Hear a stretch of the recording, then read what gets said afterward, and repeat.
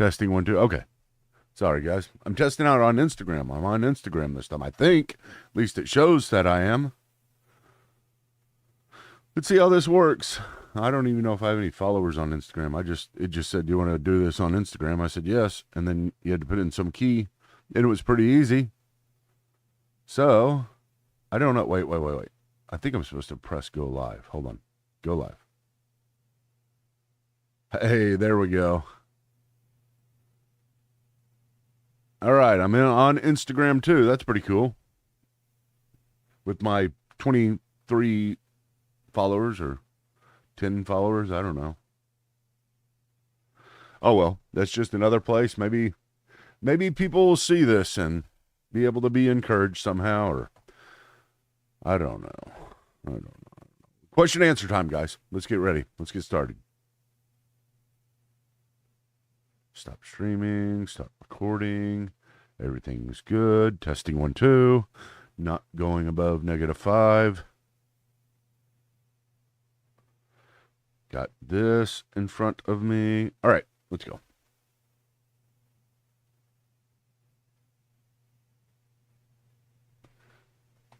Welcome to Theology Unplugged. I'm Michael Patton, and this is our third question answer session since we started through theology in a year.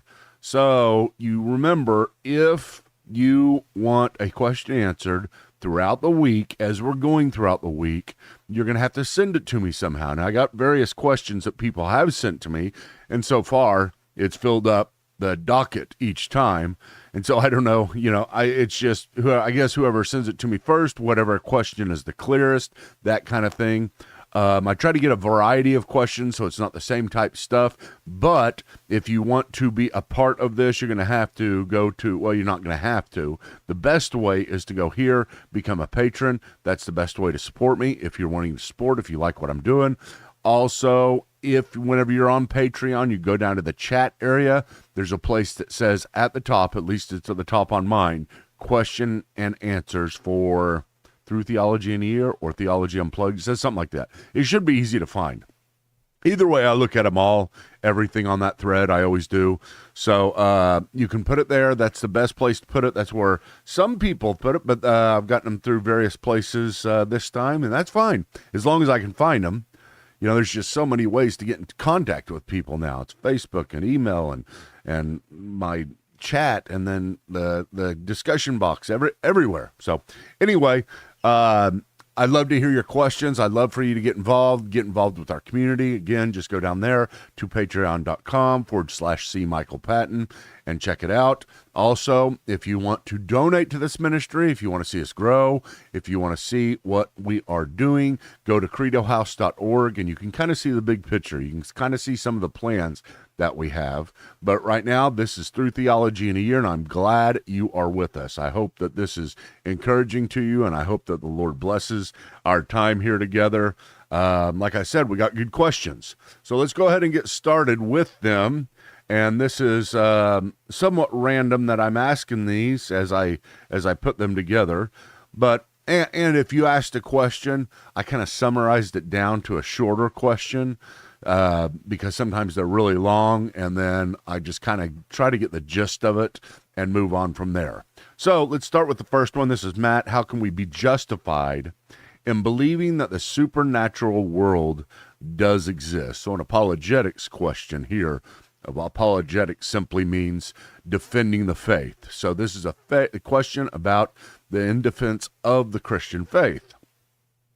And it says, how do we know... let me start over. How can we be justified in believing that the supernatural world does exist? How do we know that further science and information will not eventually explain what we think today is supernatural? Really good question. Like I said, apologetics question, kind of a worldview question.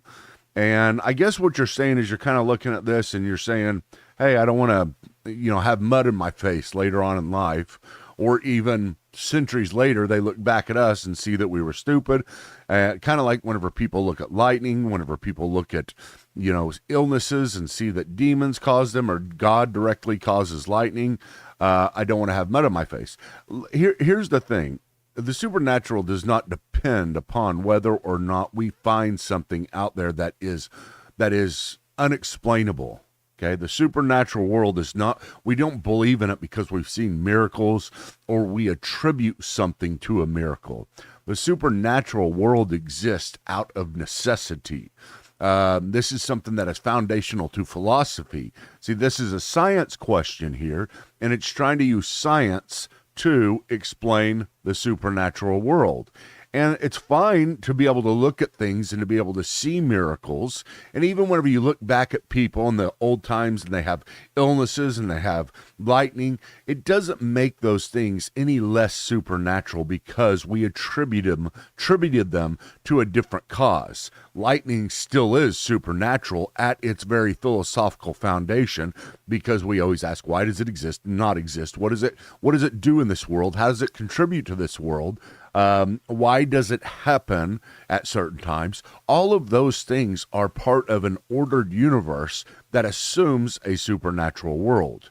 It is something that we look at and we say, this, if you limit your justification of a supernatural world view to being able to scientifically explain certain events in a supernatural way, you're probably going to have some problems because most of the time we are going to be somewhat wrong.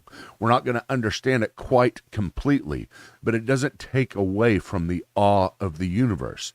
You see, here's the awe of the universe, is that it happened, and that it happens, and that it is something that continues to happen. But the problem is with us is that we see things out there. We see a bolt of lightning, and we've seen it so many times it's become just normal for us.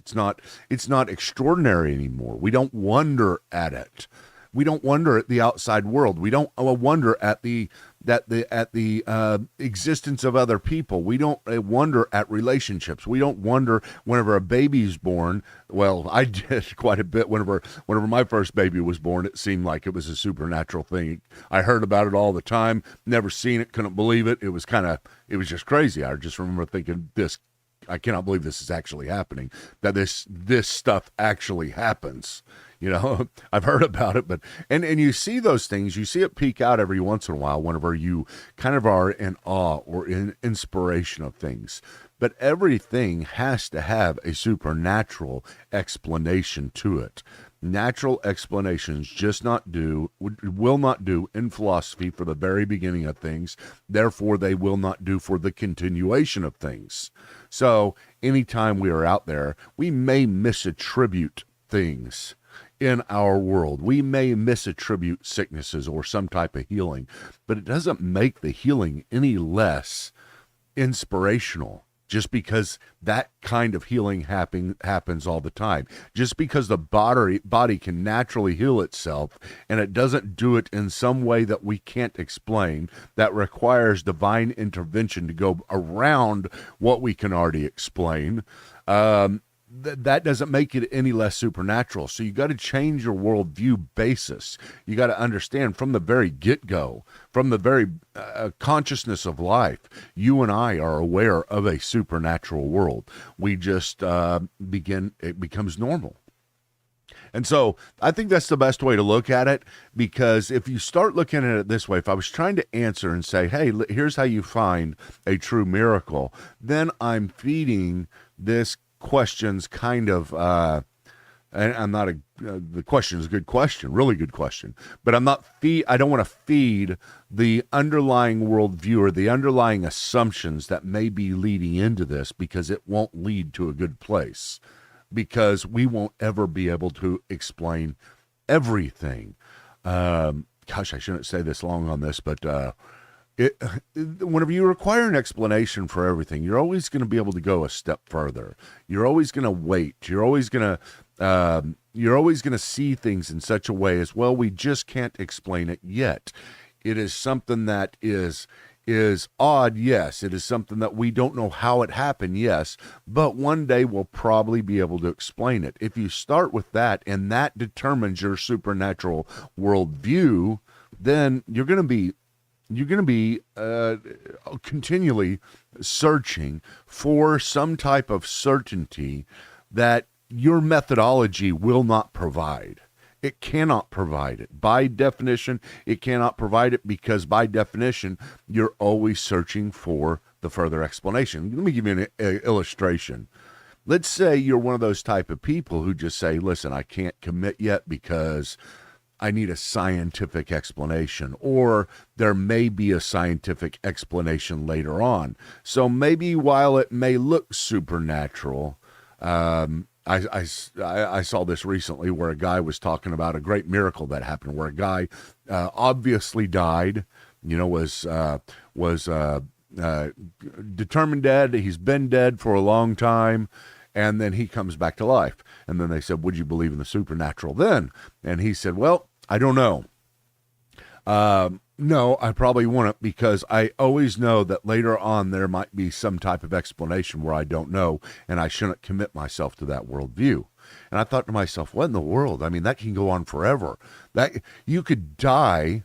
Literally, you hold on to this worldview, this not worldview, but methodology. You hold on to this methodology, it will determine a worldview that will present yourself with this situation. Listen to this. You will die, go to heaven, and while you're in heaven, you may be looking at God, you may be going through judgment. There may be all kinds of things around you, but you can still say to yourself while you're sitting there, this is really odd. One day we'll be able to explain this scientifically. We'll be able to explain this naturally. You can come before God himself and you can say, listen, I can't commit myself to you yet because I don't know really whether or not you are God. He could send you to hell and you could be burning in hell, and you could say, one day we'll be able to explain this. You see what I'm saying? It's never ending by definition. And so whenever you have to start with something beyond. You have to start with something that is transcendent to us in order to explain everything. Therefore, you have to start with a supernatural worldview. I hope I hope that made sense. It was a really good question, but it is important because I see this methodology all the time. And it just will not work in the real world. It will work in your individual circumstance, and it's good. It's good. The scientific method is incredibly good at determining certain things, but not the things beyond it that explain the very scientific method that causes it to exist, that brought the scientific method into existence itself. In other words, it cannot explain itself. Okay, you see what I'm saying? We won't get to the scientific method that finally tells us what the scientific method is or why the scientific method is. Really, it's the why. Or why it is we think this goes so far, why it is that we think the scientific method could actually produce true knowledge. Why is that? That's a supernatural thing to say that we can come to true knowledge. If there's no supernatural, it is absolutely impossible for us to ever claim true knowledge, simply because without a supernatural, all you have is a random process of events that you can never trust. Why would you trust it? Why is there even such a thing as trust? Trust itself is just a random event caused in a complex organism that suddenly became conscious that we can't understand any of it, but it's just a random thing. Trust itself is random. Therefore, you can't ever trust anything if you start with that. There's no such thing as your ability to have confidence at all in anything. If you have confidence in something, if you do think you're right about something, that is assuming a supernatural worldview. You see what I'm saying? That's kind of a presuppositionalist type approach. Okay, that took too long on that. Didn't mean to go that long.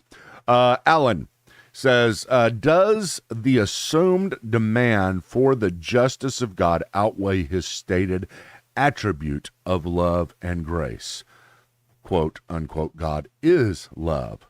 Well, here's the thing you got to understand, Alan. When we'll get to this one, we get to Trinitarianism, and it's fascinating. It really is, because it's not something we just believe, just like we were talking about beforehand. Not something we just believe because the Bible tells us this. We believe it out of necessity. Whatever God is, this is going to sound weird, just hang with me. Whatever God is, he is. Okay?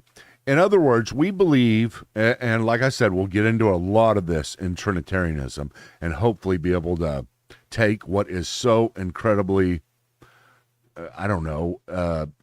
it's ineffable beyond understanding, but it's necessary. It's necessarily ineffable because we believe in a God who is outside of time, space, and matter. He has to be.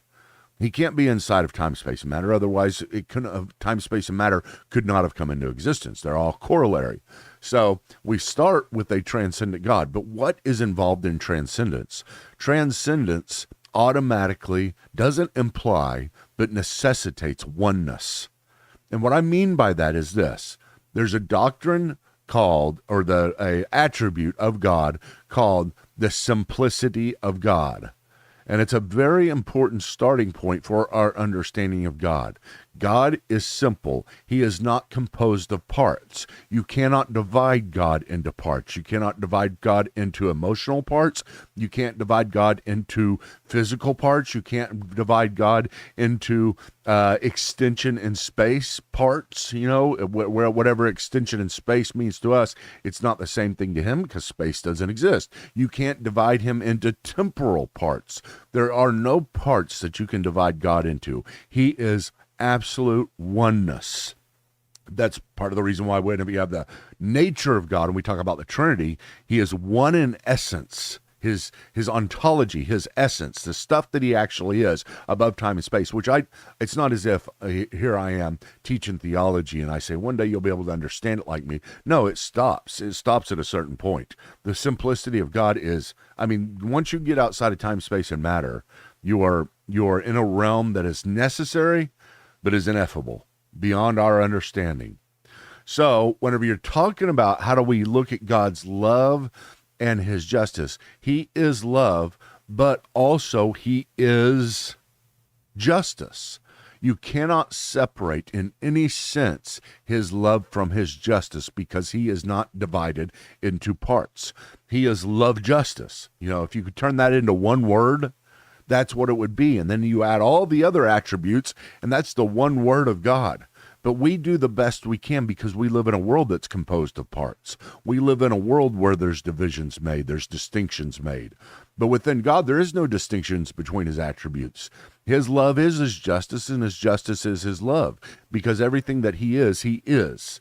The greatest name for God that he gave was at the very beginning to Moses, I am the being one. I am Yahweh. I am that I am. And the lexicon, and the Greek translation of the Old Testament, it has the participle used there. And it says, I am the being one. That's the best we got. But he is. He has to be the being one. He's the one who exists transcendently in his own essence, in his own being. He is the one who just is. Anselm called him the necessary being. I think that's a great name for it. But I don't know if that's really what you were asking, that deep of theological statement. Maybe you were asking something more about why when he uses his love and when he uses his justice. But just understand this. I hope I understood you rightly, that God is what he is. Therefore, he is justice and he is love. You cannot distinguish those things.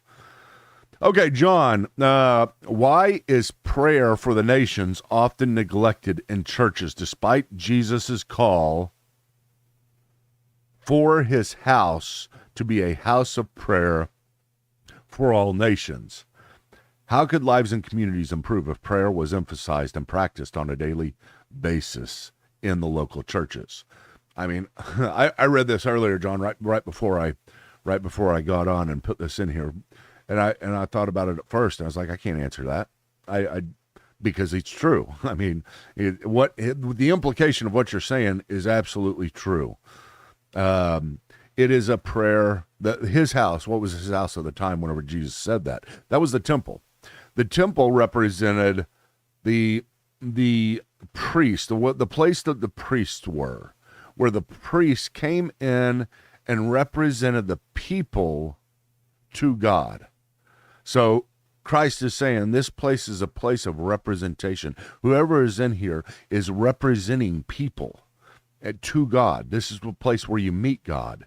And so one of the things that is a little bit different here, and I'm not disagreeing at all with you about prayer being so important and churches being able to focus on prayer, but one of the things that I think is important here to understand is that there was the temple. There was only the temple. There was the veil that separated God from everybody else, and nobody could come in the temple. Nobody could come into the Holy of Holies. Whenever Christ died, that veil ripped and tore. And so it's not necessary that we go to a church, because we are all the church now everywhere. We are all his temple everywhere. You see, it's something that we are now and we can do in our place. I'm not discrediting praying in church. I think it's very important. I read about Charles Spurgeon and his emphasis on prayer about his church. I forgot what they called it, in the bottom basement, the war room maybe is what they called it, where they continually had people never stopping praying for people outside of the church. And I know this. John Hanna, one of my history professors, I talk about him all the time because he was such a great influence on me. Gosh, it's 25 years, and he's still like the first thing that comes up whenever I think about so many things. But anyway, he talked about, and this is going to go in a different direction than you think. It really is.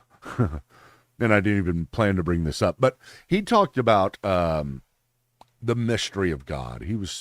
He talked about how we don't understand him, and one of the things he talked about was the great prayer revival in America, where prayer broke out, and it was in New York, I believe it was, where it started. I don't know, 7,500 years ago. I'm not really sure exactly when that took place. I haven't studied the prayer revival in any sense, but there was a prayer revival that burst out, and people were just coming and continually praying in New York. And he talked about this in such a way that went in a different way than I thought it was going to go. And he said, there's times whenever prayer breaks out, and we can look at it in history, and we can see these great prayer revivals of people and in the church. We don't know why they happen. They just happen. And then we can see times whenever it's not happening. And he says, but the problem is, God works when he works. He wants us to pray, but it's not like we can look in history and see that these prayer revivals brought about a big difference or any difference at all. And so, and he had a tendency to try to do the shock value theology sometimes, I think. But at the same time, I looked at it and I was like, if that's true, God does what he does at all times, but we continue to do what we're supposed to do, and that is continue to pray and continue to pray for nations and people everywhere. And so it is very important, but I don't know if that would bring about God's revival and God's change. I don't know if he would say, like St. Thomas Aquinas, that would be the means by which he brings about the revival, or if he just says, that is good, that's exactly what I want you to do, even though that's what I want you to do, and I've brought you to do this, I'm not going to do it now, I'm going to do it in 100 years from now, whenever nobody's praying. And that's kind of what you see sometimes. It's you can't map God. You think that if you do A and B, C is going to happen. This goes down to the micro levels of our life, where we're left confused and we don't understand why, if we were like this, if we've done this our whole life, and if we, followed a certain pattern, that pattern didn't produce what we thought it was supposed to, what it seemed that the Word of God told us that was the blessings of that, but we just kind of misunderstood sometimes. God is not obligated in any sense to us. He does not tie himself to us, and he doesn't allow himself to be mapped in such a way. And I think as long as we live with that, we do what's right, but we don't have any idea what's going to happen. I like that term. I like that phraseology. You can't map God. Right whenever you think you know what he's doing, he takes a different direction. And part of that is, are you still going to follow me? That's what Jesus did while he was walking the earth. Every single direction he took, nobody understood why he was doing what he was doing, how he was doing what he was doing, and saying what he was saying. And he'd get a big following, and then suddenly he would turn right and they would turn left.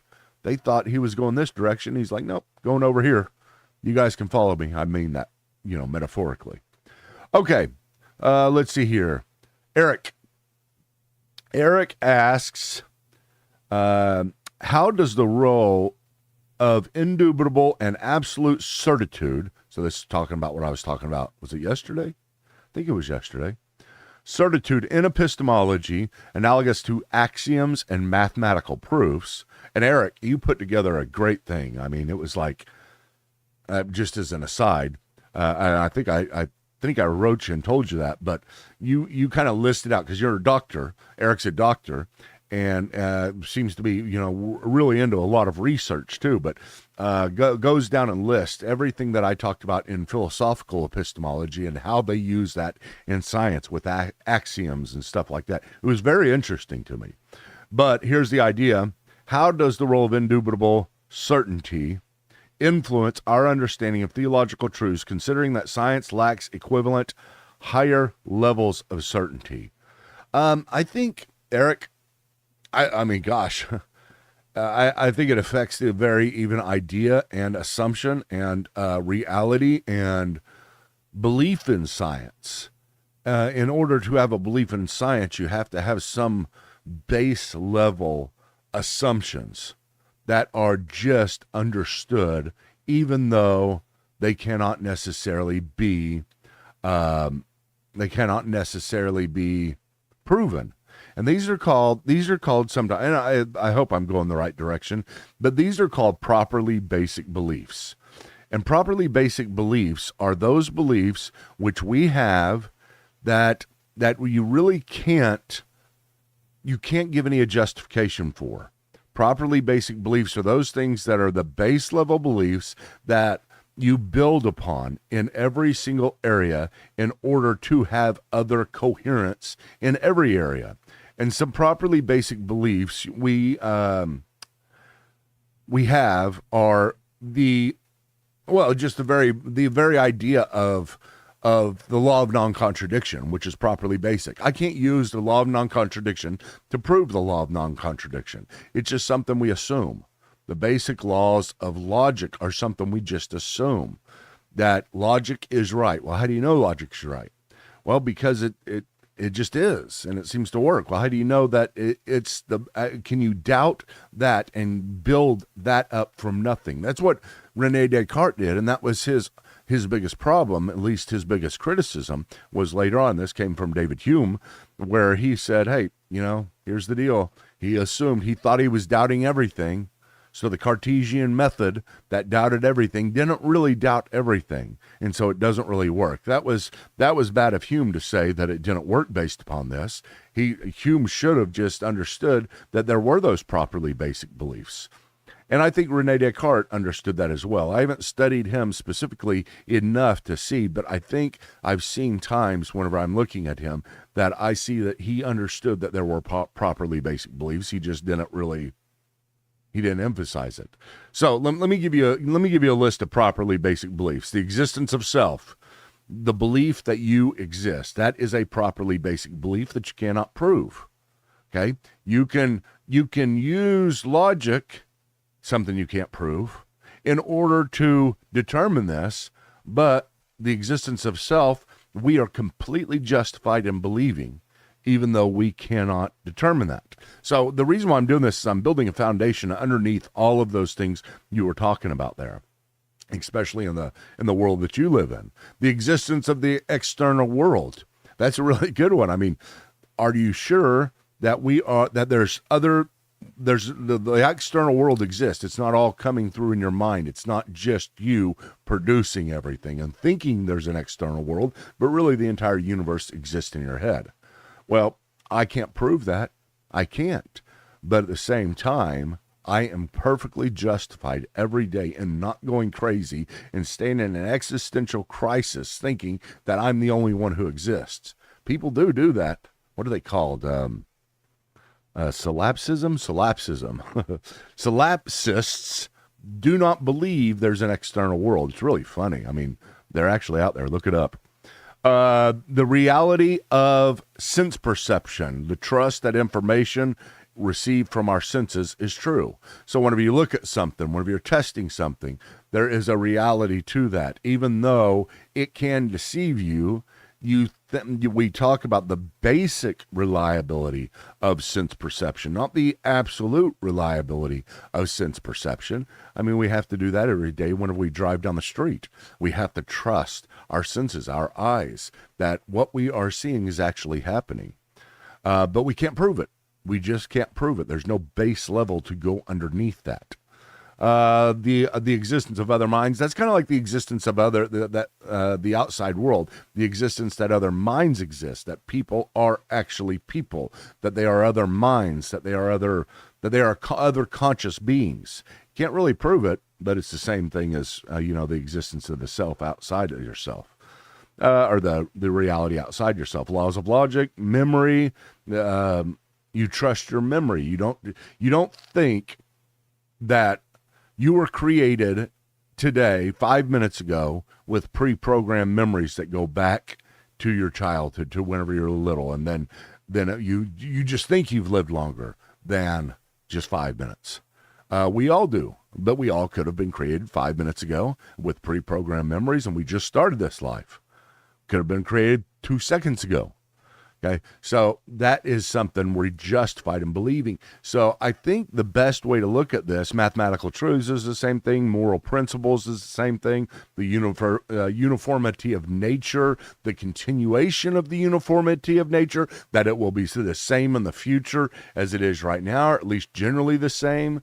I mean, there's all kinds of we don't understand how many things we just assume and how many things we just trust, and how much those do have a underlying supernatural component. But at the same time, I think one of the most properly basic beliefs is the belief in God. At its base level, you cannot prove it like a Cartesian would, or want to. But you get down, and it's necessary. It's a necessary belief. It's something that we have to have in order to make the next steps, just like all these other properly basic beliefs. The term properly basic belief came from Alvin Plantinga, who is a great philosopher. I think he's still maybe adjunct at Notre Dame. I'm not sure, but I've talked to him before a couple of times, and really a great guy. Alvin Plantinga is so incredibly smart. Molinist. But, he's a philosopher. Of course, they're going to be Molinists. They have to solve everything.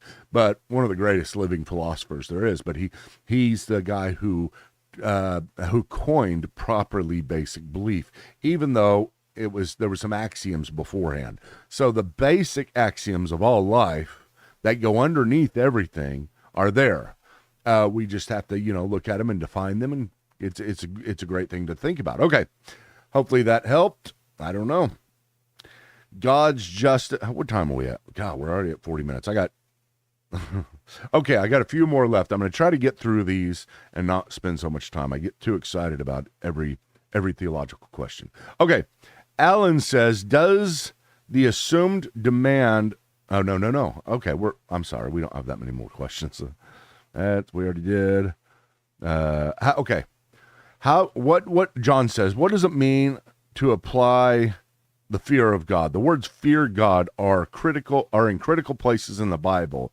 In your opinion, how can that be understood and applied in ordinary Christians? I think the best way to do this, and Tad, I'm doing that deal, Conversations with Tad, and Tad has asked this question a lot of times, saying he has a problem with the idea of fear of God because all he feels is God's love. And it's kind of the same thing. You can fear his love. Fear is not something that you're scared of. Okay, it can imply that. I mean, there is an element to this that you are scared, but fear has to do with standing in awe of something. It is so great that it's not that you think it's going to do something, but what it can do. And Tad, you told me this one time, and ever since then, this was a long time ago. If you're listening, Tad, I have no idea whether you're listening, but you told me a long, long time ago, whenever we were teenagers, I don't know, maybe we were at Padre Island, on spring break. That's all I'll say about that trip. But I think you said you were scared to death of the ocean because it was so big and anything it could just swallow up and anything could be gone. And ever since then, I've taken that. I've been scared too. And it's like, I was like, you're right. It can just, anything you put on top of the ocean, it will go under and you'll never see it again. And so there's a great fear that I have of the ocean. But it's not so much I'm scared, it's just this fear of what's there, the mystery behind it, how big it is, how vast it is. It has nothing to do with the normal type of thing that God is telling us to fear. He's saying, I'm like the ocean.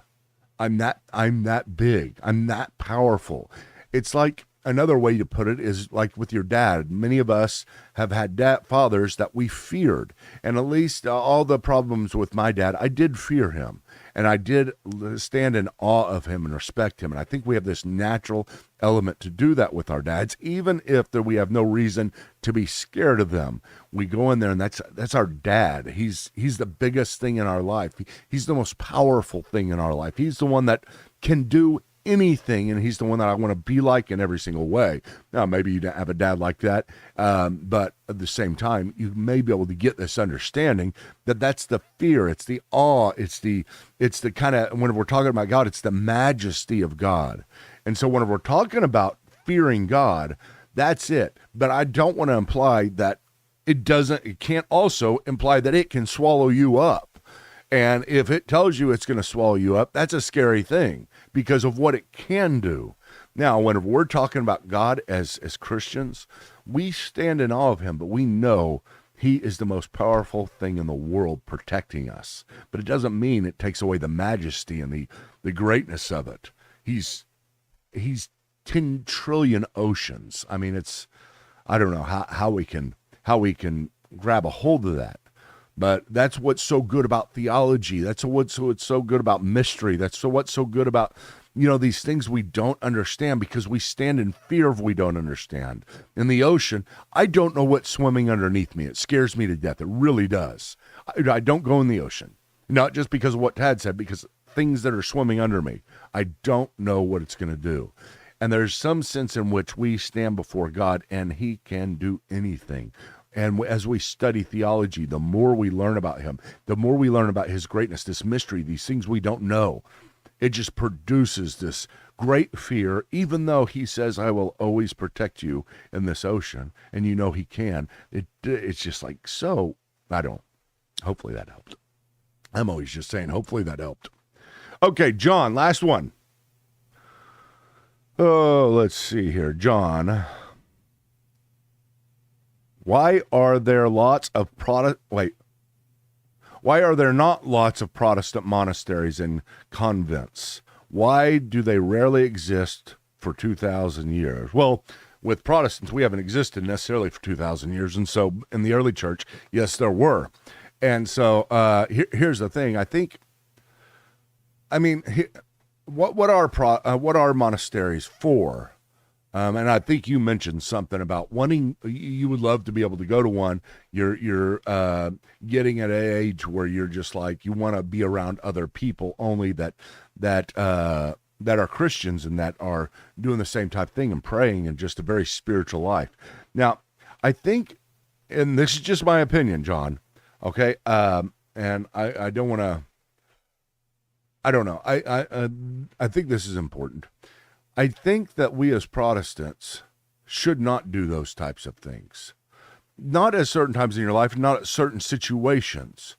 But there was a thing about the monastery, there was a thing about asceticism in the early church where you had these certain real spiritual people that would go live in the desert or go live in monasteries by themselves, take vows of silence, take vows of not, any type of fasting, not eating or not talking to people or not ever getting married, all those kinds of things. These are things that we at least looked at one time and we said, man, that person is incredibly spiritual. I'm not saying they're not either. I'm not saying this says you're not. I'm just saying, here's what God has called us to do, to go into the world. And if I sometimes I envy people that that are not around anybody, that are in those types of situations, that take vows of silence, because I'm always the one who's getting myself in trouble. I'm one of those type that can just mess everything up so quickly. And I am a sinner. And part of the reason, or maybe I'd say 90% of the reason I'm a sinner, is because of other people. And I'm not saying it's their fault. I'm saying without them, for me, if they were gone, I wouldn't have negative thoughts towards them. I wouldn't have anger towards them. I wouldn't have, pride towards them. I wouldn't have the envy towards them. It's all of these things that are with other people that create such a degree of sinfulness. I guess that's why half the commandments are based upon our relationship with other people. You remove those other people, and yes, you remove, and I'm not saying you're saying let's remove other people, but you remove our sinfulness in that area, which would be great. Like I said, remove most of the sin, and therefore I don't have to worry about it quite so much anymore. How I feel about people, or my relationship with my wife, or am I self-giving enough? Everything that just goes into it. And so I think that's not what we are supposed to do.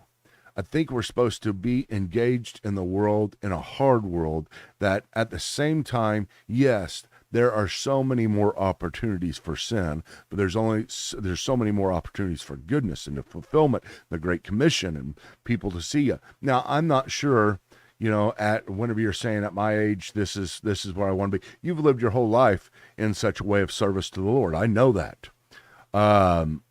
And maybe there is that to where you can get to that point to some degree. You've done your stuff. You've done your work, but I don't know. I mean, I'm not your age, and I don't know where these emotions are coming from. I very much respect them, but whenever I think of going out in some type of ascetic life, Simon Stylites went and lived on a pole in the desert, not a man-made pole, a desert pole. He lived on top of that for 40 years. 40 years he never came down, I swear. Look it up. Simon Stylites, 40 years, never came down. Just had food lifted up to him. I don't know what he did with other stuff, but I thought, man, that's getting away, and that takes commitment. But at the same time, it probably removed a lot of opportunity to do wrong because it's just with other people. So it removed a lot of opportunity to do right. People may have admired him. I don't know if he was preaching from the top. I don't think he was, but he's the idea, I go off and I'm devoted to God alone.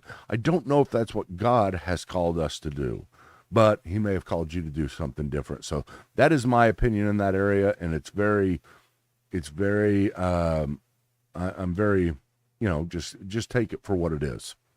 Okay, guys, listen, thank you all for showing up. I really, really appreciate it. Again, if you have any questions for next week, next Friday, we'll keep on dynamically changing this. This will get better and better, and we'll change it according to what it is that we're able to do.